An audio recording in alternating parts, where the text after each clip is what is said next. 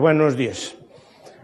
Muy amablemente, el EPRI me invitó a que les hablara un poco de problemas y disfunciones de la administración pública o algo así.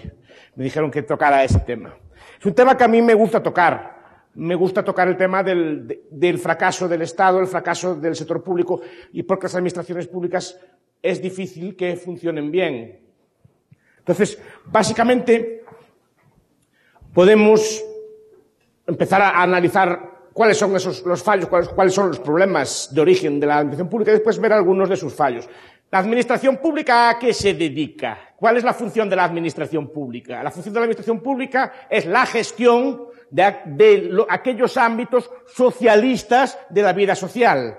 Es decir, la administración pública se apropia, o el Estado para mí es un ente imaginario, no existe.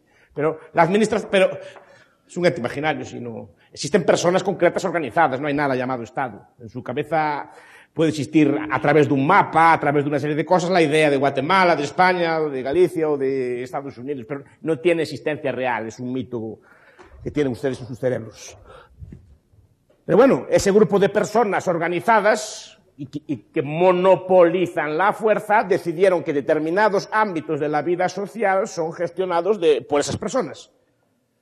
Hay ámbitos que se le ceden al mercado y otros ámbitos que deciden ellos administrarlos o gestionarlos directamente. Entonces, la administración pública es la gestión o la administración de aquellas partes de la economía que son socialistas, de aquellas partes de la economía que están socializadas. Por ejemplo, el Estado decide que va a prestar la educación. Entonces, hay una administración educativa. El Estado decide que va a gestionar, por ejemplo, la creación o el monopolio del dinero. Por tanto, hay un banco central y hay una gestión del dinero. El Estado decide que va a administrar y aplicar justicia. Pues hay una gestión o administración pública de la justicia. Entonces, aquellos ámbitos de la vida social que total o parcialmente administra el Estado es lo que le llamamos administración pública. Un nombre muy bonito, pero básicamente es esto. La gestión por parte de ese grupo de personas que dominan a través de las armas el resto de la sociedad, de esos ámbitos. ¿Y cuál es el problema o los problemas que nos plantea tal gestión?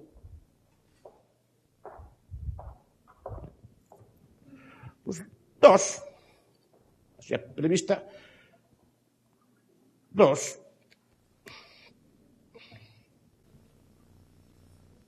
Uno, inexistencia de cálculo económico. Dos, falta de coste y beneficio. Cuando hablamos de falta de coste y beneficio, pues entraré algo en el tema del cálculo económico. ¿Alguno de ustedes jugó al póker? Nadie de los aquí presentes jugó una partida al póker. Nadie. Él, ella. ¿Usted jugó al póker? ¿Jugó alguna vez con dinero? ¿Y jugó alguna vez sin dinero? Esto es con botones, con cerillas o así. ¿Se juega igual? ¿Por qué?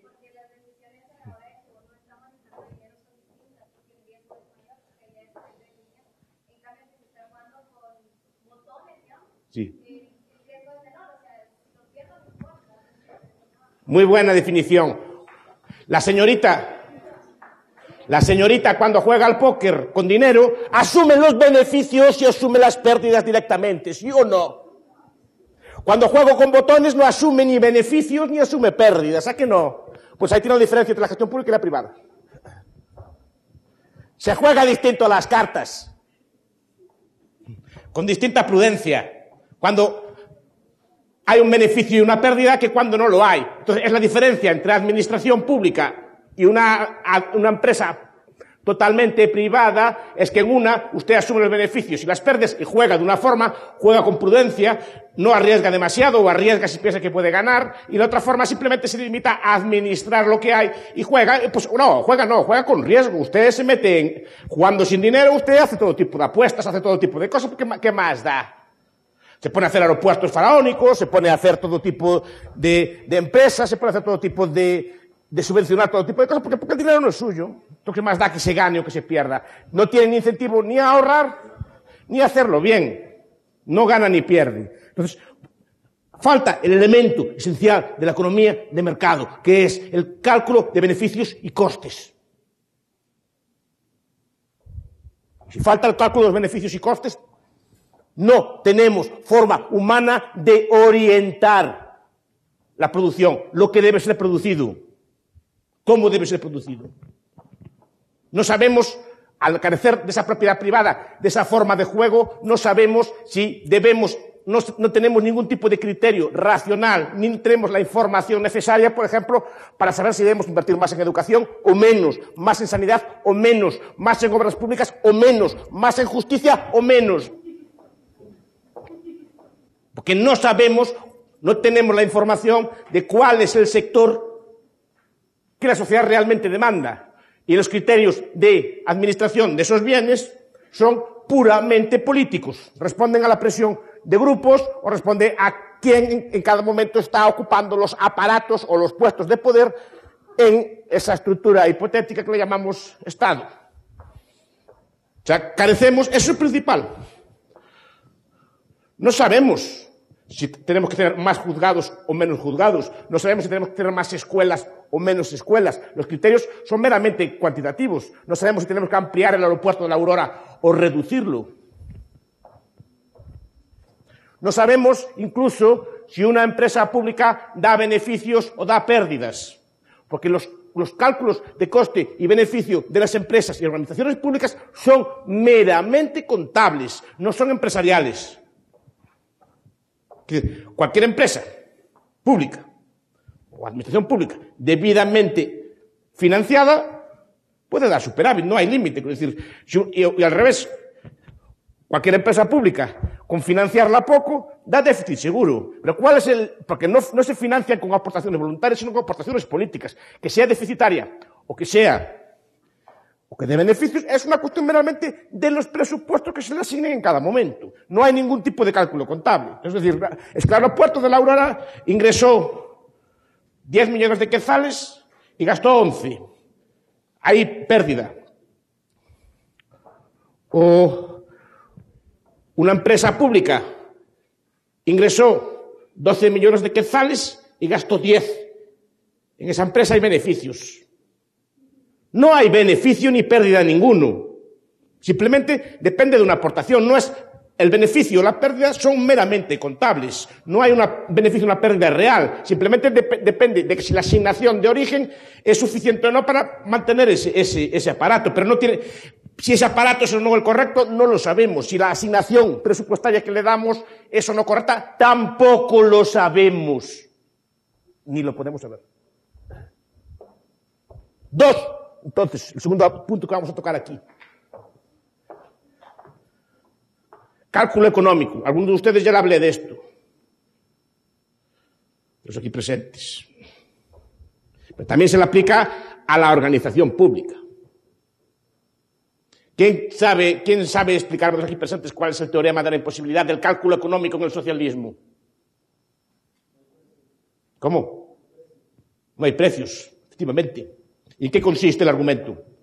Como saben ustedes, las críticas al socialismo siempre venían pues, de la falta de incentivos. La crítica clásica de Mallock, por ejemplo, es la crítica del socialismo no puede funcionar por falta de incentivos. Las críticas al socialismo siempre venían por esta línea. Si todo el mundo gana lo mismo, ¿para qué vamos a trabajar si vamos a ganar lo mismo? Es un sistema absolutamente ineficiente porque nadie trabaja a ganar todo lo mismo. Es el argumento clásico. Pues a otros introdujeron, tipo Hayek, por ejemplo, en Camino de Servidumbre, argumentos de que el Estado en el socialismo tiene que ser necesariamente tiránico. Pues si el Estado controla todos los medios de producción, es un argumento que se puede usar también como una difusión de la administración pública. Si el Estado controla todos los medios de producción y es un Estado socialista, y ustedes quieren hacer una obra de teatro contra el régimen político, ¿dónde la hacen? ¿Dónde hacen la obra de teatro? Si quieren hacer un programa de radio criticando al gobierno, ¿dónde lo emiten? Si quieren educar a sus niños en otros valores, ya sean religiosos, ya sean económicos, ya sean morales, ¿dónde los educan? Si quieren editar un periódico ¿Cómo lo editan? Entonces, en la medida que el Estado monopoliza algún tipo de área social, simplemente restringe las libertades en ese ámbito social. Si el Estado monopoliza la educación, controla la educación, aunque deje libre el resto de los ámbitos. Si controla el mundo del dinero, elimina la libertad en el uso del dinero, establecer divisas en competencia o establecer tipos de interés distintos del que fija el Banco Central, etc. Es decir, en este aspecto ya vemos una disfunción de la administración que elimina libertades por dos vías. Una, porque los obliga a ustedes a financiarla forzosa y coactivamente y es financiado restringiendo a su vez su libertad, porque si a ustedes le quitan recursos, quiere decir que su libertad de actuación se disminuye, se reduce, simplemente porque quitarle a ustedes recursos es quitarle a ustedes ámbitos o aspectos de libertad. Es decir, que a partir de ahora, si ustedes tenían pensado hacer un viaje, ya no lo pueden hacer. Si ustedes tenían pensado comprarse una pieza de ropa, ya no la pueden comprar. Si tenían pensado comer determinado alimento, ya no lo pueden comprar porque el Estado ya les detrayó ese recurso. O sea, toda detracción de recursos es, por un lado, vía tributos, y le restringe la libertad por esa vía, y del otro lado, vía monopolio de la prestación de servicios, por lo tanto, es otro problema. Este es el segundo ejemplo de crítica al socialismo como liberticida. Pero el tercer argumento lo esboza Maximilian Weber en un libro célebre llamado Economía y Sociedad. Ahí apunta el problema del cálculo. Lo apunta un primer ministro de Holanda llamado Nicolaas Pierson, que empieza a ver cuál es el problema del cálculo. Es decir, él hablaba de cómo podemos cambiar quesos de una sociedad socialista, cómo podemos cambiar quesos de bola holandeses por locomotoras alemanas, en qué ratio se cambian, cómo se cambian, hay una ausencia de precios. Por tanto, ¿cómo podemos establecer esa ratio? Y Pierson fue los primeros en verlo. Un historiador ruso llamado Boris Gruzkus también plantea, una vez establecida la Revolución Soviética, establece el problema del cálculo, pero sobre todo Ludwig Erler von Mises, que nos plantea el tema en un libro, un artículo previo, pero sobre todo en un libro que se llama El socialismo. Nos plantea el problema de la imposibilidad económica del socialismo. Esto tiene una extensión.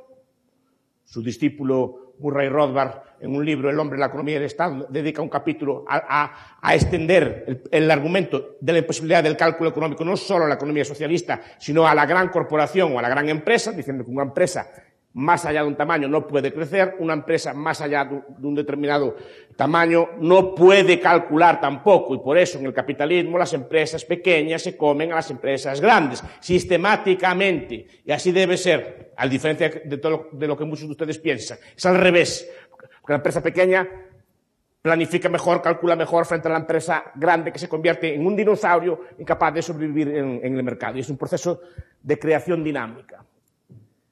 Pero después ese argumento del cálculo se puede extender más, se puede extender a los imperios y sobre todo se puede extender a las políticas públicas y a las administraciones públicas. Las administraciones públicas, como vimos antes, son socialismos parciales. Son ámbitos de la economía socializados, esto es, que no tienen una propiedad privada. Y por lo tanto están sujetas ineludiblemente a todas las restricciones que tiene la teoría del cálculo económico en el socialismo.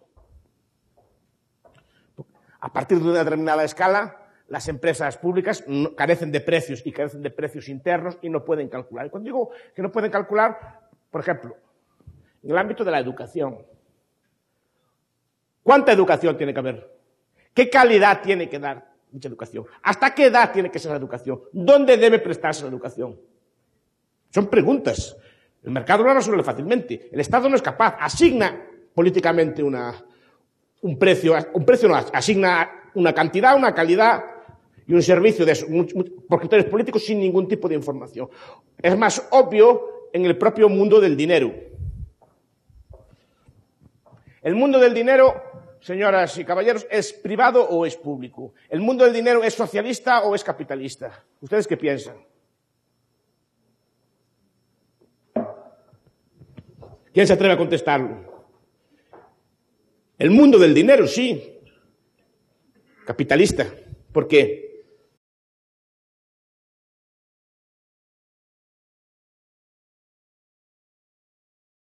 Bien. La pregunta que le hago a usted es la siguiente. ¿Quién determina la cantidad de dinero que tiene que haber en la economía? ¿Quién determina el precio que tiene que tener dicho dinero? ¿Quién determina la calidad de dicho dinero? Los consumidores. El Estado. ¿Pueden pagar con oro y plata aquí? ¿Pueden pagar con oro y plata? ¿Pueden pagar con moneda, yo que sé, de Holanda, ¿no? Con moneda de Suecia, por ejemplo? ¿Pueden pagar con coronas por ahí? Porque en Guatemala, ¿en qué dinero hay que pagar? El quetzal. ¿Y por qué? Porque es curso forzoso. Se llama curso forzoso eso. Cada Estado monopoliza la creación de dinero, determina lo que es dinero y lo que no es dinero. Por ejemplo, determina que el oro y la plata no se pueden monetizar. Determina eso, decreta que el único dinero válido es el quetzal. Cuidado, pero no solo el quetzal de papel, sino el quetzal bancario. O sea, ustedes cuando usan una tarjeta de crédito están pasando dinero de su cuenta a la cuenta del comerciante. Pero quiero decir que el dinero bancario, el depósito bancario, tiene exactamente la misma consideración que el dinero. Es decir, un apunte contable vale para que ustedes les den ropa, para que les den comida, para que les den carros, para que les den viajes, para que les den todo tipo de cosas. Eso es una degradación de la calidad del dinero, porque buena parte de ese dinero es creado ex novo, es dinero creado de nueva creación, pero el Estado determina que ese dinero nuevo también es dinero, a través del llamado multiplicador bancario. Entonces, el Estado gestiona educación, sanidad, las obras públicas. ¿Cuántas carreteras tiene que haber en Guatemala? ¿Cuántas escuelas tiene que haber? ¿Cuántas universidades tiene que haber? Sobre todo escuelas primarias. ¿Cuánto dinero tiene que haber en Guatemala? ¿Qué precio tiene que tener? El Banco Central también fija el precio del dinero a través del redescuento. ¿Y cómo sabe que ese precio es el correcto? ¿Cómo puede saberlo? No tiene información. Al no haber propiedad privada, no sabemos si ese precio es el correcto o no. No sabemos si las escuelas, la justicia, la sanidad, las carreteras que hay son las correctas o no, y si tienen el coste adecuado o no, si hay demasiado pocas o hay demasiadas, no se sabe. Y aquí tenemos la disfunción principal. Por eso funcionan mal los gobiernos, porque no tienen ningún tipo de referente con el cual determinar. Calculan por imitación, calculan por memoria, sobre todo calculan por política, según la presión pues, de los intereses o de los poderes que haya en cada momento en la sociedad guatemalteca. Si hay un gobierno de la izquierda, pues harán valer su fuerza sindicatos, determinados actores políticos que presionarán por determinados fines. Si gobiernan las derechas, pues habrá otros actores que presionan por otros determinados fines. Pero en cualquier caso de ellos, el criterio de asignación es político, no es económico, no hay cálculo. Y si funciona algo el cálculo, y si funciona algo ese tipo de sectores, es porque el resto de la economía no está socializada y, por tanto, puede arrojar algún tipo de luz. Quiero decir, una administración educativa, si tiene un referente de que hay escuelas privadas, sabe más o menos cuánto puede costar la educación. Si hay una universidad privada, sabe más o menos cuánto puede costar la educación. Si hay otros países en el mundo, sabe más o menos cómo se pueden fijar los precios de las cosas. De hecho, los comunistas rusos, para fijar sus precios, cogían el catálogo de unos grandes almacenes norteamericanos, miraban los precios de las cosas y resolvían sus ecuaciones con eso. O recurrían a mercados negros para fijar el precio de las cosas, o en todo caso recurrían a la memoria. ¿Queda más o menos claro esto? Este es el primer argumento. La administración pública es un ente socialista, es una parte socialista de la vida social, por lo tanto, está sujeta a todos los problemas del socialismo. Lo mismo se aplica a la defensa, lo mismo se aplica a la policía, etc. ¿Cuánta defensa tiene que tener Guatemala? ¿Tiene demasiada? ¿Tiene demasiado poca? ¿Cuánta policía tiene? Demasiada, demasiado poca. Todas las funciones del Estado clásicas se plantean. Y estamos actuando correctamente. Este es el primero. No es que sea ineficiente o ineficiente, es que es un problema de cálculo, es un problema, por lo tanto, que la asignación de recursos en estos casos está necesariamente mal hecha. Porque no sabemos exactamente no carecemos de algún tipo de indicador de mercado que nos diga que hay, porque el supuesto del voto, el voto es un mal indicador para asignar recursos públicos.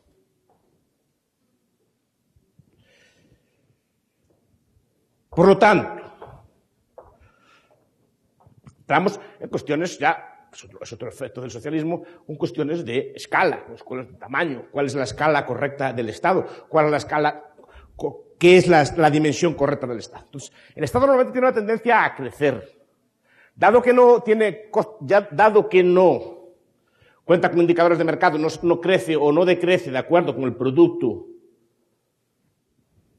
que ofrece en el mercado, una empresa o comercial, una tienda, un grandes almacenes, pues crece o decrece, tiene más beneficios, según el producto que ofrezca, satisfaga más o menos a los consumidores. En el Estado no hay tal dinámica, no hay tal mecanismo. Entonces, el proceso de crecimiento se debe básicamente a cuestiones políticas. O sea, aquellos actores más fuertes intentan, en el gobierno, intentan expandir su ámbito de actuación a la sociedad civil. Y de hecho hay una tendencia expansiva a la administración civil. Entonces se dan problemas de intervencionismo. El Estado cada vez más interviene en más ámbitos sociales. Interviene a través de políticas en el mercado laboral, interviene a través de políticas en el medio ambiente, interviene a través de políticas en el patrimonio histórico y va poco a poco incrementando su poder de actuación en todos los ámbitos de la vida social. Va incrementando poco a poco su poder de intervención en los ámbitos de la vida social. Y ahí lo vemos. Por ejemplo, al Estado le gusta mucho controlar los precios de las cosas. Le gusta mucho pues, fijar un precio, quitarlo, etcétera. El precio del pan, el precio de los alimentos, etcétera. Le gusta legislar sobre el medio ambiente. Todo eso implica un incremento enorme de su poder. Incrementa su capacidad de actuación en esos ámbitos y expropia ámbito por ámbito la propiedad privada. Ahora ustedes, su propiedad privada ya no es suya porque tienen que, antes de cambiarla, tienen que hacer un estudio medioambiental de tal forma que su casa pues, no se altere. O si tienen ustedes algún tipo de patrimonio artístico, como me contaba antes el profesor Garín, si tienen algún tipo de patrimonio artístico en su casa o heredaron algo así, pues su patrimonio artístico no es suyo, es del gobierno. Si se lo inventarian, se lo pueden quitar por principios de interés nacional. Y todo eso va creando un incentivo a crecer. Dos son las razones que explican, dos son las dinámicas que explican este mecanismo de crecimiento, este imperialismo burocrático. Uno, por ejemplo, lo explica un señor que se llama Parkinson, cuando habla de las burocracias. Y nos dice, el interés burocrático es crecer. Si yo soy un policía, soy un funcionario, ¿cuál es la forma más fácil de ascender? O que yo tenga más poder, que tenga más subordinados, que se incrementen mis ingresos. Digamos, por el lado de la oferta. ¿Cómo se hace eso? Pues simplemente, si se amplía el ámbito de intervención, yo de repente tendré nuevos subordinados, y si tengo nuevos subordinados, como yo soy más antiguo, tendré ocasión de ganar y por tanto tendré ocasión de tener más recursos. Por ejemplo, el Estado está muy interesado en criminalizar conductas. Conductas que históricamente fueron libres, el Estado poco a poco las criminaliza. Y hay un interés, por ejemplo, en Estados Unidos, me contaban estos días, hay un enorme lobby de las prisiones. Estados Unidos tiene centenares de miles, un millón y pico de presos. Es decir, y hay un lobby de las prisiones encargado de que haya muchos presos porque ellos viven de que haya muchos presos. Si hay pocos presos, no se justifica su función. Muchas policías necesitan que haya muchos crímenes, si no, no hay función. Es decir, y se ve una expansión lenta de lo que es criminal, por ejemplo. La droga, por ejemplo. Hasta 1910 usted compraba la heroína, por ejemplo, no solo se compraba en cualquier tienda, estaba anunciada en la prensa. La cocaína llegó a publicitarla al mismo Papa, vendiendo vino de cocaína a Mariani. Hay propaganda con el Papa como reclamo para los consumidores. La heroína se usaba para el jarabe para los niños y se vendía en todas partes. Y así todas las drogas. En España, el opio se compraba en cualquier estanco, con el tabaco, con las demás cosas, sin problema ninguno. Pero de repente alguien decidió criminalizar eso y creó una dinámica perversa a criminalizar cada vez más cosas. Porque no para. Se fijan, no para la criminalización o la prohibición en esas drogas de 1910, sino que cualquier medicamento nuevo que decida aquellos que gobiernan que debe ser prohibido, entra a pasar en una lista. Y lo deciden ellos.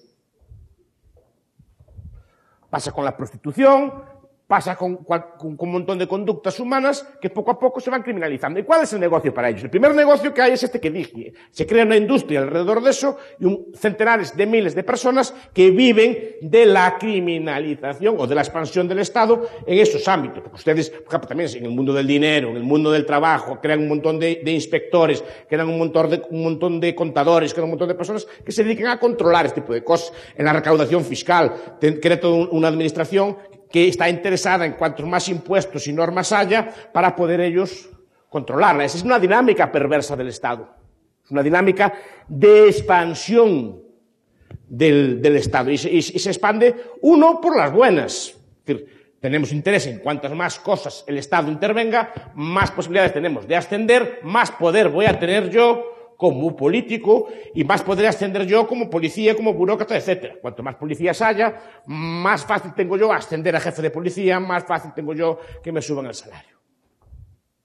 Esto es la primera, una política de expansión burocrática. Pero dos, ya emparentamos con otro tema.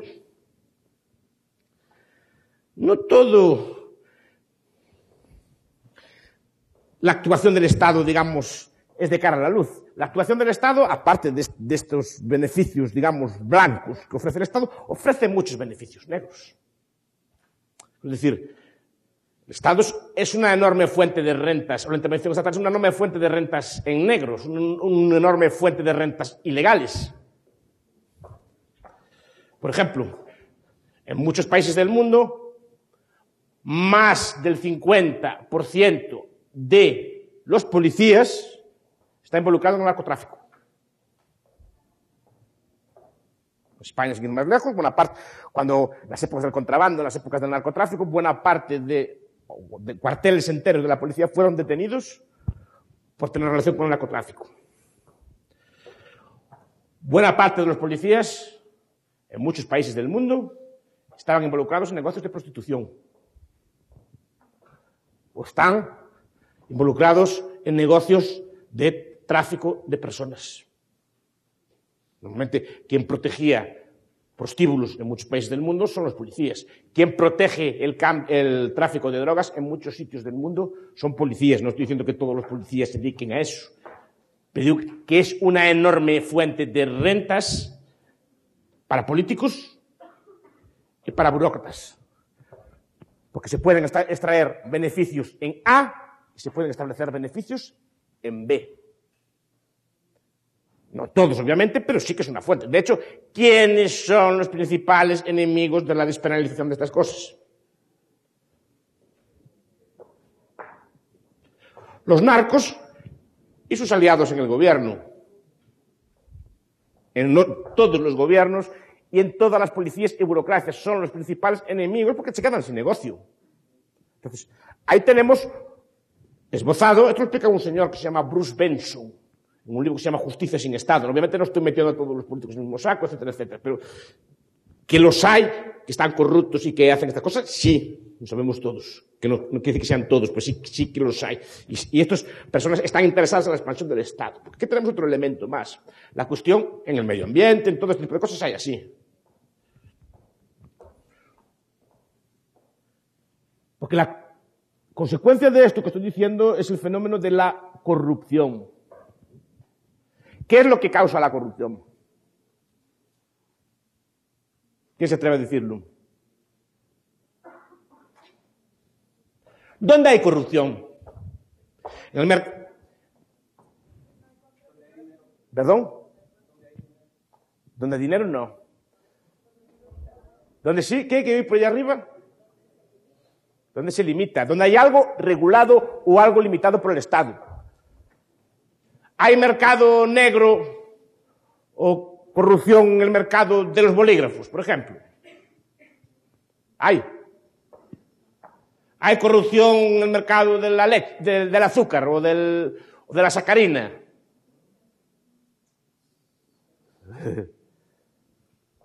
¿Dónde hay corrupción? ¿Dónde está la plata, como dicen ustedes? ¿Dónde está el negocio? ¿En qué sectores hay corrupción? Por ejemplo, en el urbanismo. Ustedes pueden construir una casa donde les da la gana, de la altura que les da la gana y del color que les da la gana y como les dé la gana. No. ¿Y eso qué quiere decir? Que para ustedes hacer una casa, ¿qué requieren?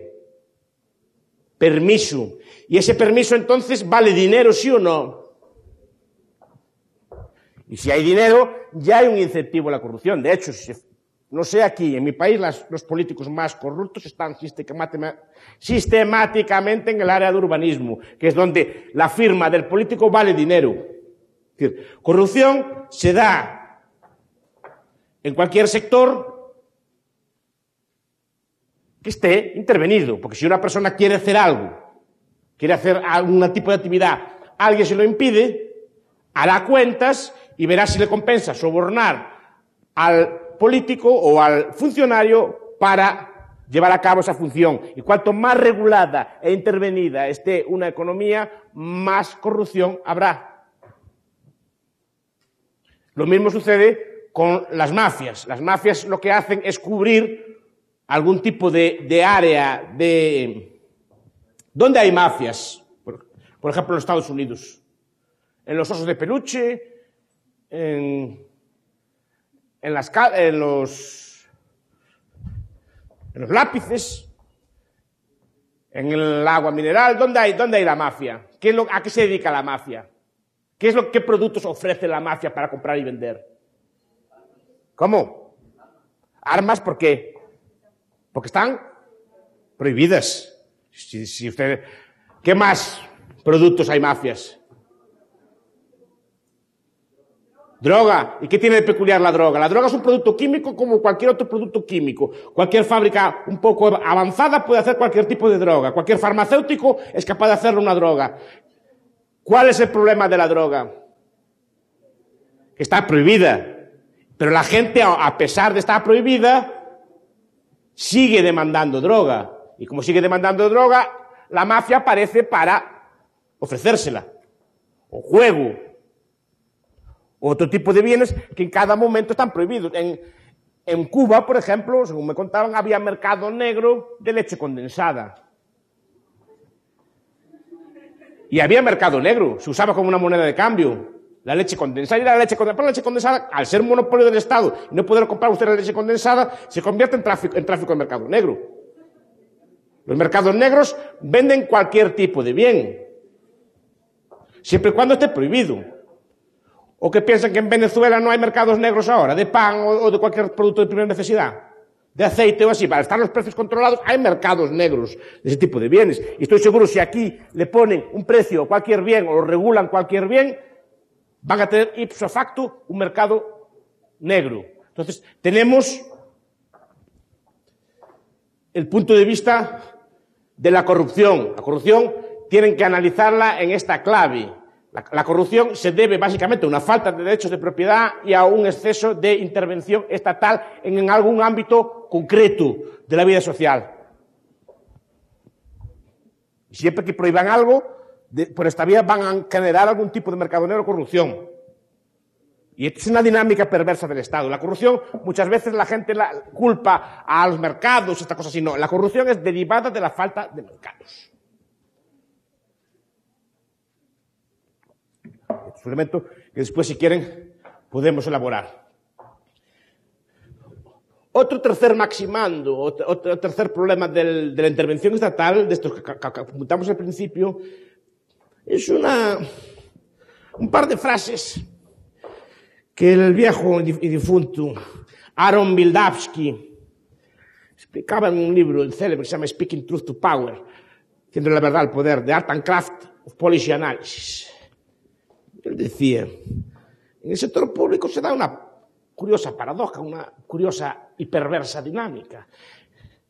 Que cuanto peor, mejor.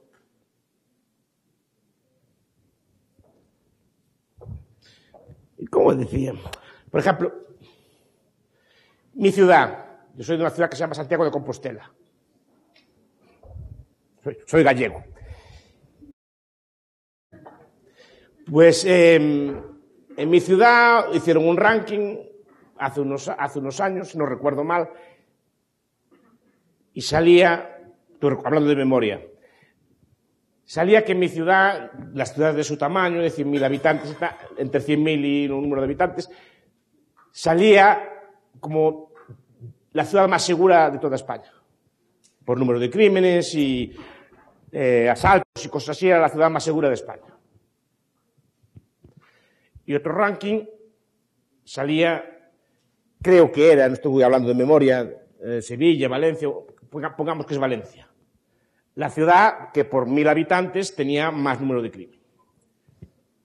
Bien, la pregunta que les hago a ustedes es, ¿qué premio llevaron los policías de Santiago, los agentes del orden de Santiago, por hacerlo tan bien en Santiago? Pues supongo que la policía algo tendría que ver también en eso. Los servicios públicos, a diferencia de lo que piensan, no son iguales en toda parte y lugar. Hay universidades buenas y universidades malas, siendo públicas todas.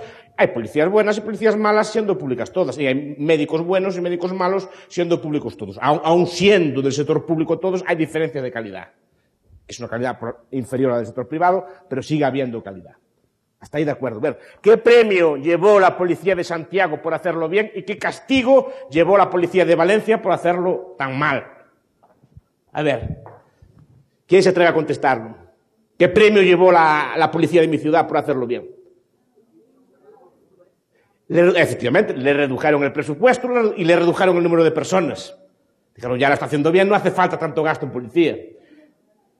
¿Y Valencia qué castigo llevó por hacerlo mal? ¿Qué castigo horrible le pusieron? Más presupuesto y más policías. Si una universidad, hospital, así funciona bien, la gente no se queja y funciona de acuerdo con los costes, ahorrador, etcétera, ¿qué premio le dan? Recortarle. Y si uno funciona fatal, porque están gestionados por criterios políticos. El que funciona bien no da problemas. El Albert Otto Hirschman, es un teórico, es un economista, politólogo, sociólogo americano, tiene un libro que se llama Salida, Voz y Lealtad. El mundo del mercado funciona por salida. Es decir, si a mí no me gusta una tienda, marcho y punto. No vuelvo a entrar en ella. Funciona por salida, simplemente no hay conflicto. Si no nos atienden bien en una tienda, le damos las buenas tardes y nos volvemos. Normalmente tendemos a usar el mecanismo de la salida. En el Estado no hay mecanismo de salida posible. Le guste o no le guste, tiene que pagar el servicio y en muchos casos, porque ustedes tienen que pagar la educación, aun pagando universidad privada, tienen que financiar la educación pública para otros. Aparte de eso. Pero aparte de eso, si tienen un monopolio, por ejemplo, en la justicia, si no les gusta esa justicia, ¿dónde se van? No tienen un sitio donde irse. Entonces, ¿qué es lo que pasa? En el sector público, el mecanismo que se usa es el de la voz, como explica Hirschman. O sea, revueltas, protestas, manifestaciones, todo tipo de actos de este estilo. Porque el gobierno, como se ha explicado muchas veces, es fuerza y pura fuerza. Y el gobierno, al ser fuerza y pura fuerza, no responde a argumentos económicos, sino que solo responde a la fuerza y a la pura fuerza.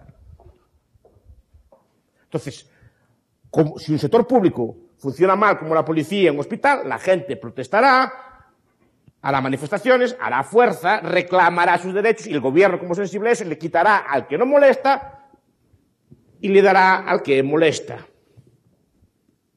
Es un incentivo absolutamente perverso, contrario totalmente al mercado. El mercado, si un sector funciona bien, los demás lo imitan y los recursos, en el mercado, a través del mecanismo del beneficio y de la pérdida, los recursos van de los sectores que funcionan peor a los sectores que funcionan mejor. En el sector público es al revés, van de donde funcionan mejor a donde funcionan peor.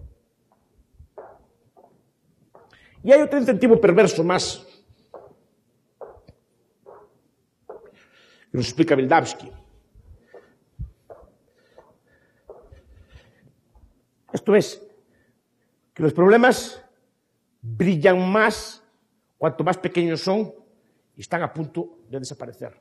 Por lo tanto, se confunden las prioridades. ¿A qué me estoy refiriendo? ¿Cuándo hay más hambre en el mundo? ¿Ahora o antes? Antes. Nunca hubo menos hambre en el mundo que hoy. Nunca hubo menos analfabetismo en el mundo que hoy. Nunca hubo menor maltrato a la mujer, y miren lo que estoy diciendo, que hoy.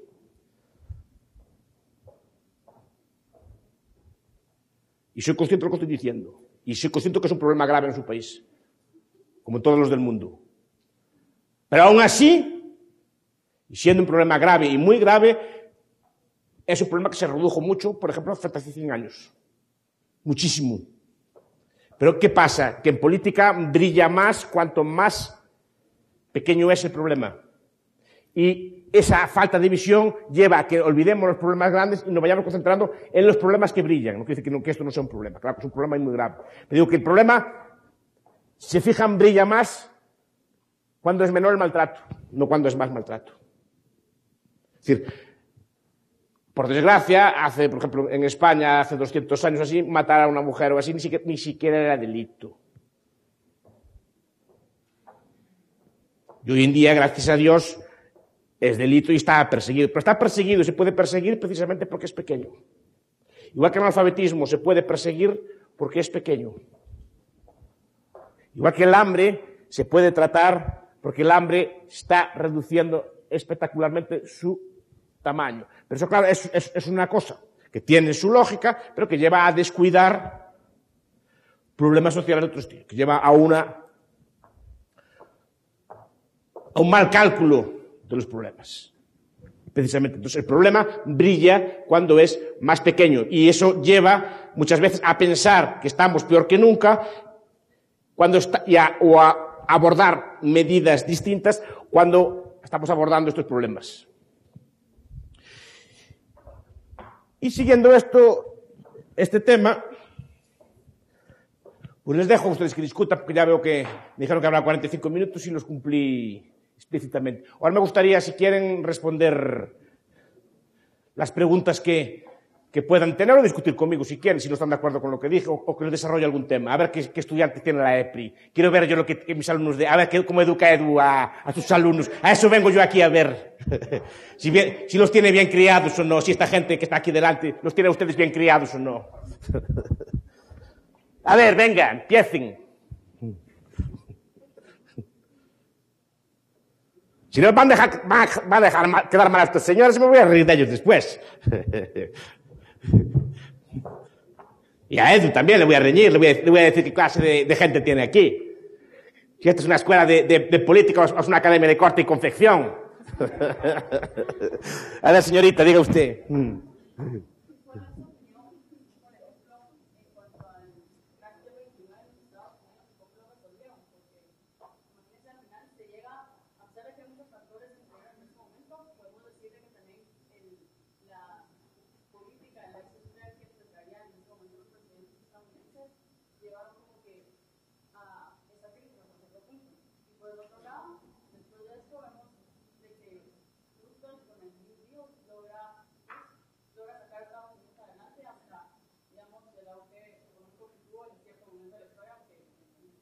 Roosevelt no sacó al país de la crisis. Roosevelt transformó una recesión relativamente corta en una gran depresión de 12 años precisamente por ese tipo de cosas. Y de la gran depresión no se sale hasta el final de la Guerra Mundial, si se fija usted. Las políticas públicas que se llevaron a cabo fueron las que agravaron la crisis. En una crisis de estilo no hay que hacer nada. Compare la crisis de 1929 con la crisis de 1920. ¿La conoce? La de 1920. ¿Qué pasó? ¿Cómo? Sí. Hubo dos crisis casi consecutivas, en 1920 y en 1929. Solo estudiamos el crash del 29, porque duró muchísimo. La crisis de 1920 fue más brutal, pero nadie se acuerda de ella, porque se curó en meses. En una crisis lo que hay que hacer es no hay que hacer nada, hay que dejar que los activos se liquiden, que las empresas quiebren, que los bancos quiebren, que los precios se ajusten y deflacten y volver a sanar desde principios sanos. El gobierno americano de Roosevelt no siguió políticas de laissez-faire. Simplemente empezó a hacer lo que llaman ahora estímulos antes de Keynes ya empezó a hacerlos, y no consiguió hacer nada, porque no puede hacer nada. La economía tiene que sanar y recuperar, y las políticas de estímulo lo que hicieron fue malgastar los pocos recursos públicos sanos que existían en salvar industrias quebradas. ¿Conoce usted la teoría austriaca de los ciclos? Los ciclos económicos. Si no leyó a Hayek al respecto, un libro de Mises, que es el primero en hablarlo, que se llama La teoría del dinero y el crédito, o las obras sobre la Gran Depresión de Lionel Robbins, o que va a salir en español ahora, La Gran Depresión Americana de Rothbard.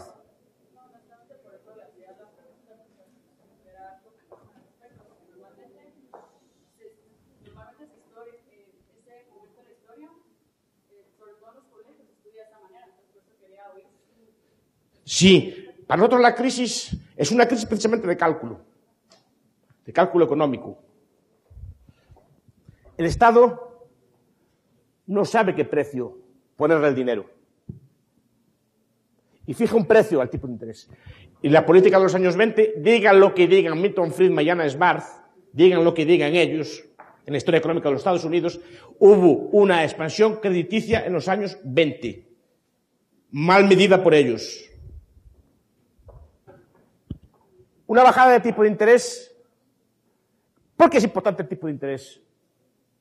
El tipo de interés es un mercado, es un precio que nos dice muchas cosas. ¿Y qué nos dice el tipo de interés? Un tipo de interés alto le dice a usted, no hay capital disponible, no puede usted invertir, no puede usted comprar máquinas nuevas, no puede comprar fábricas, no puede comprar un coche, no puede ampliar su casa. ¿Por qué? ¿Por qué no hay? ¿Cómo sabemos que no hay? Por el tipo de interés alto. Un tipo de interés bajo que le dice todo lo contrario, puede usted expandir la actividad productiva, puede comprar máquinas nuevas, puede comprar un automóvil nuevo, puede ampliar su casa.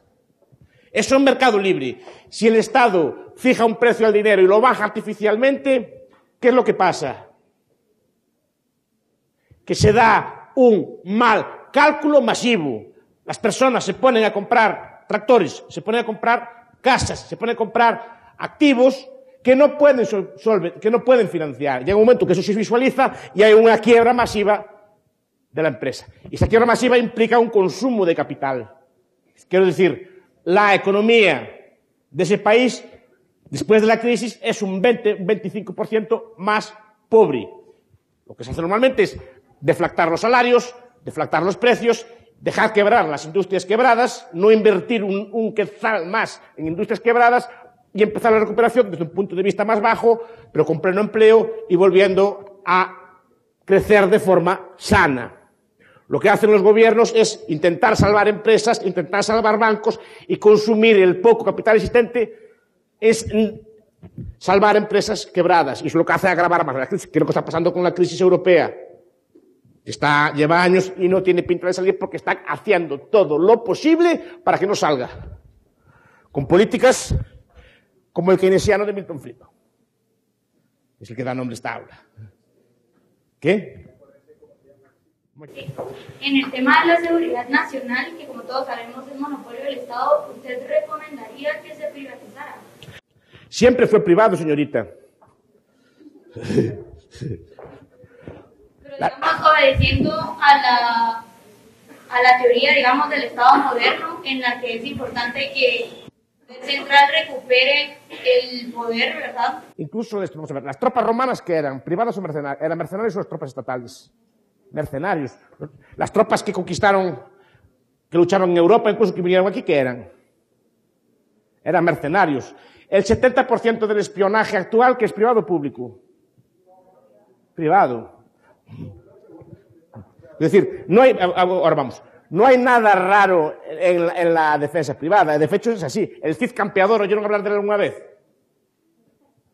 Del Cid. El Cid era un mercenario. Que trabajó incluso para los moros. La defensa y las policías fueron siempre privadas. No hay problema ninguno, y funcionaban bastante mejor. Eso funciona, y bastante menos dañinas, bastante menos criminales que los ejércitos del Estado. Tenemos otro ejemplo, los corsarios. Los corsarios son buenos soldados privados. Los corsarios, por ejemplo, usted fleta un buque suyo, la única diferencia es que el Estado le da una patente, y usted se dedica a conquistar ingleses o gente de Belice. Ese es un negocio, pero no tiene por qué armar una burocracia estatal. Es usted quien combate a los otros. Y usted, como buena corsaria o como buena mercenaria, mataría mucho menos gente. ¿Por qué mataba mucho menos gente un mercenario? Yo solo quería dar un ejemplo, aterrizando un poco al caso guatemalteco. En la actualidad tenemos a 150 mil, que sería de la seguridad privada. Sí.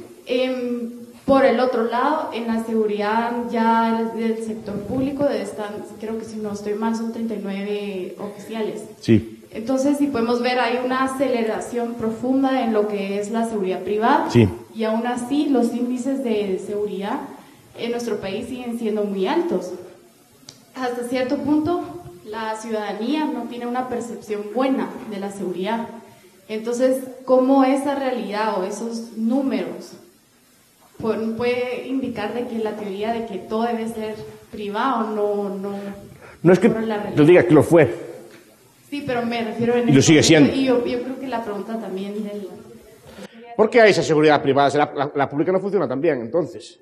¿Por qué hay seguridad privada? Sí. Bueno, eso es a raíz de los tratados de paz del 96, de que se quiso descentralizar lo que iba a ser la Policía Nacional Civil, porque se creó de hecho, y se quisieron reducir en parte el presupuesto y las fuerzas armadas para generar otro mecanismo que fuera diferente, obviamente, a la situación que estaba antes en los momentos de la guerrilla, etc. O sea, habrá que empezar por ahí. Hay seguridad privada probablemente por motivos que sean, que vienen de una guerra, que hay una población, un estrato de población o miles de personas acostumbrados a pelear. Es una sociedad, digamos, como más violenta que otras sociedades. Entonces, como sociedad más violenta, la gente demanda más seguridad. Tiene que ver por qué la gente demanda más seguridad aquí. No porque funciona bien o mal. ¿Por qué la gente demanda más seguridad aquí que en otros países? ¿Usted por qué cree? Es que no sé si es un problema de que la gente demande seguridad, sino es un problema de que el Estado no puede generar un mecanismo de seguridad eficiente. Ah, claro. Y en la ciudadanía se ha visto en este problema de tener que recurrir por sus propios medios, lo cual ha generado un problema, por ejemplo, las fuerzas ilegales que operan en muchos de los departamentos y las municipalidades, que se organizan y generan incentivos perversos, porque cuando un policía pretende ir en contra de estos cuerpos ilegales, no hay un proceso incluso creo que el año pasado mataron a un miembro de la Policía Nacional Civil por eso mismo, porque agarran la justicia por sus propias manos, y eso en parte va acorde a la teoría predatoria del Estado, de que nosotros vimos de que esa teoría ha mostrado cómo a la medida que el Estado monopolice la seguridad, ha generado más seguridad en términos generales. Usted parte del punto de vista que la policía buena es la estatal y la mala es la otra, la legal es una y la legal es la otra, ¿y por qué tiene que ser así? No lo estoy viendo mal o bueno, pero sí creo de que la monopolización de la seguridad genera mayor estabilidad y más seguridad. Y usted usó otro concepto que fue que intenté criticar en esta clase, una cantidad eficiente de seguridad. ¿Y cómo la puede saber? No sé si me explico. El concepto de eficiencia es un concepto que vale para un motor diésel. Un motor diésel es eficiente. Una locomotora es eficiente. La seguridad pública nunca puede ser eficiente. Porque no hay un paradigma, no hay un benchmark, no hay una dimensión sola que pueda medirse. A mí me gusta poner ejemplos extremos. Vamos a ver, si yo mato a todos los jóvenes entre 15 y 25 años, reduzco la delincuencia. ¿Sí o no?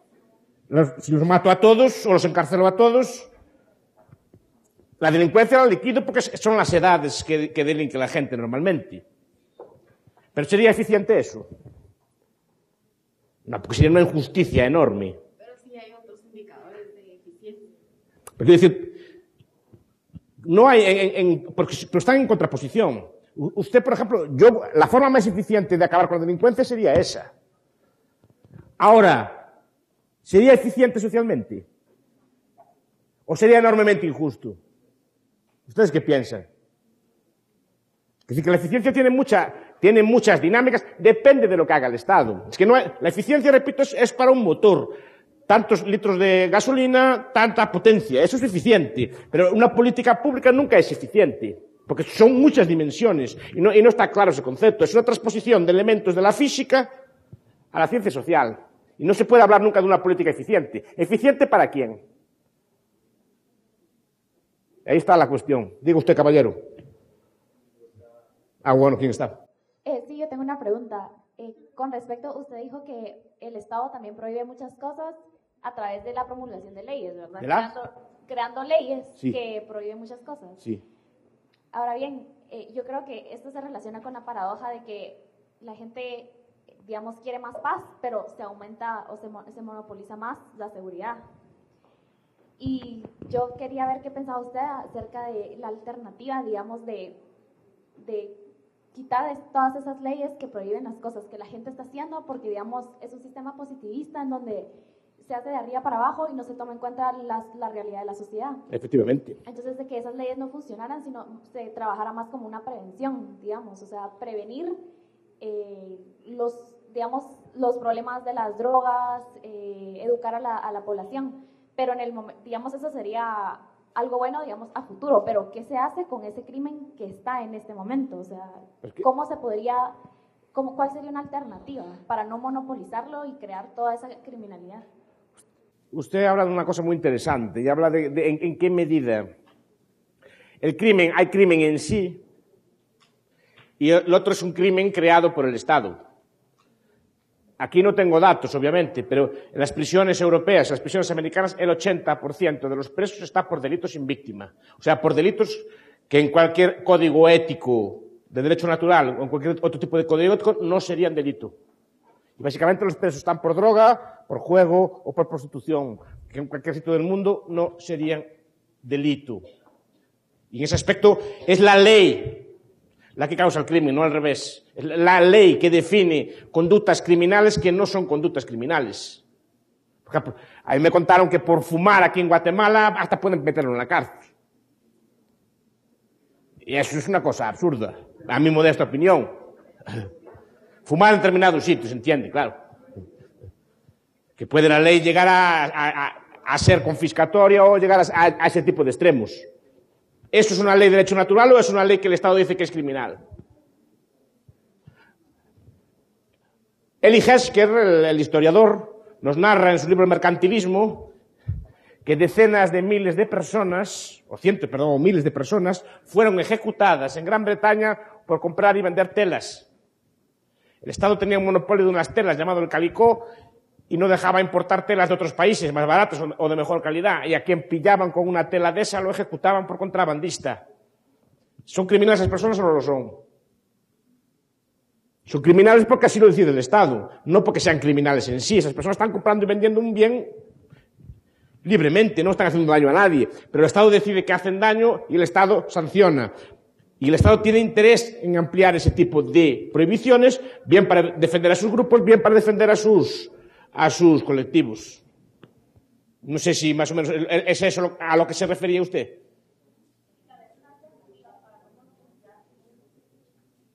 ¿Cómo no monopolizar? Acabar con él. Anarquismo. Yo soy de eso lo que llaman ANCAP, anarcocapitalista. No sé si aquí alguno debe haber, supongo, también.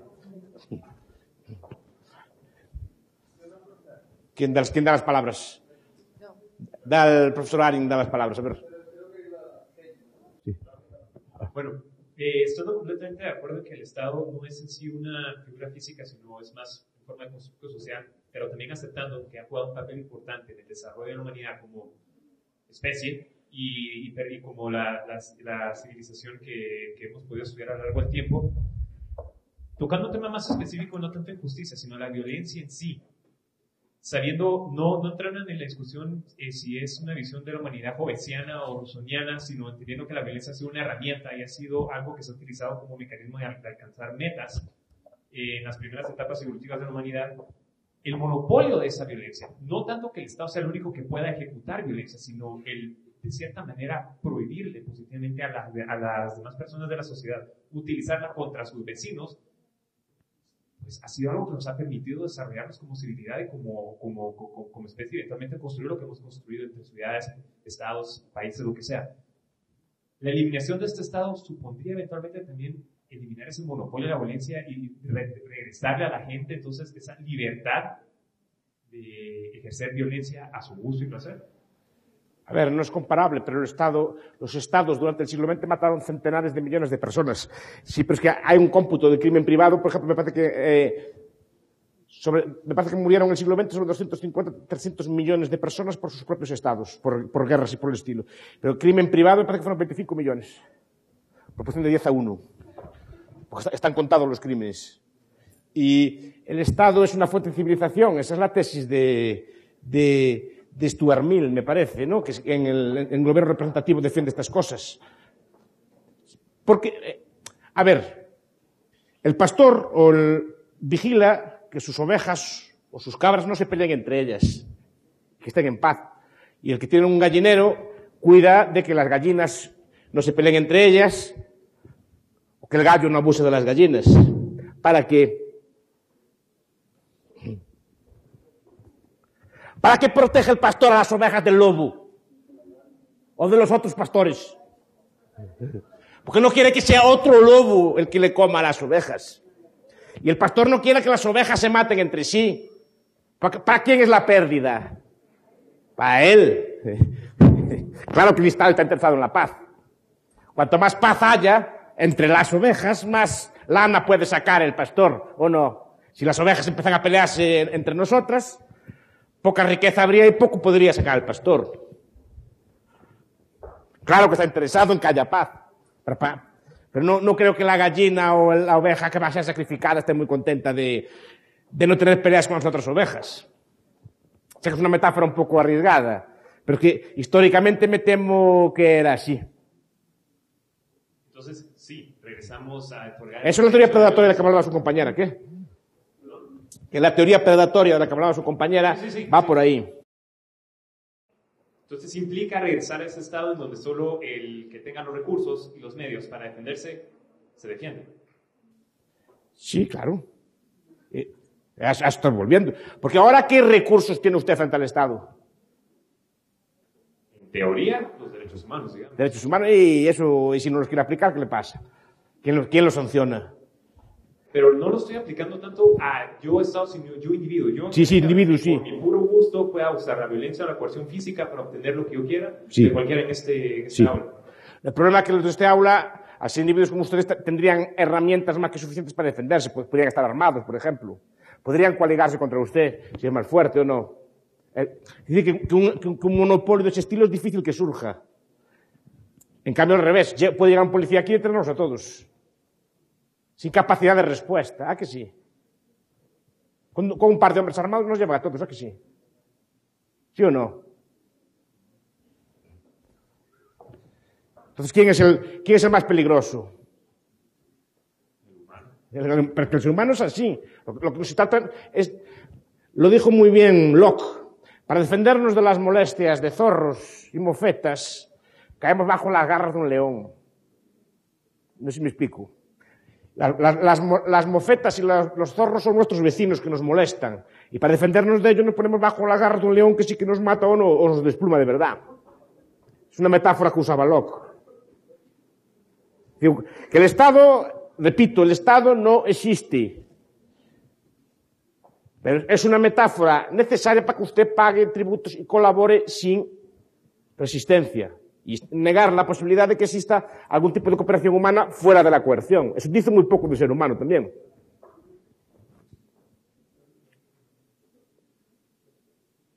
Aquí no les enseñan la teoría predatoria, eso se lo enseñan, ¿no? Estas cosas, sí. Digan. Terminamos. Creo que había en su discurso una insinuación acerca de que en momentos de crisis no debe haber un no intervencionismo del Estado para que la misma economía vuelva a renacer. Pero partiendo del hecho también de que usted mencionó que es anarcocapitalista, yo creo que en términos económicos sí funciona lo que usted propone, pero cuando hablamos de la sociedad y quién es que realmente maneja el mercado, ¿cómo podemos proponer si nos basamos en el hecho de que el mismo ser humano, y no quiero sonar tampoco demasiado Hobbes, pero sí el hombre, podríamos decir, es el lobo del hombre y el Estado surge como una necesidad manifestada en diferentes sociedades de tener un ente específico que pueda regular las acciones en que el hombre se pueda convertir en un aparato de coerción? Pero ¿por qué el Estado sería un aparato en términos de dominio y de esta coacción?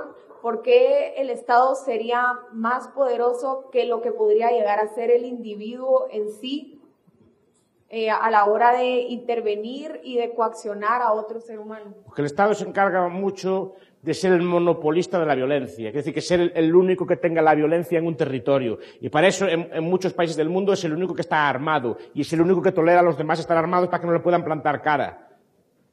Hayek tenía un capítulo, si ustedes lo leyeron, en Camino de Servidumbre, que se llama ¿Por qué los malos se colocan a la cabeza? No sé si lo leyeron ese libro. Pues tiene un capítulo explicando que en el mundo de la política, en el mundo del Estado, normalmente tienden a mandar los más malos. Y los más capaces de violencia. Entonces, para librarnos de las molestias, repito, de nuestros vecinos, caemos en las manos de los más malos.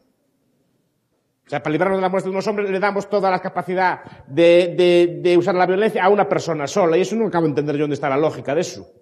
Pero entonces, ¿por qué hasta el día de hoy las personas siguen buscando un refugio en el Estado y no hay sociedades que se pudiera decir absolutamente anarquistas, donde los hombres puedan manejarse a ellos mismos y vivir una vida como son? Simplemente porque no le dejan.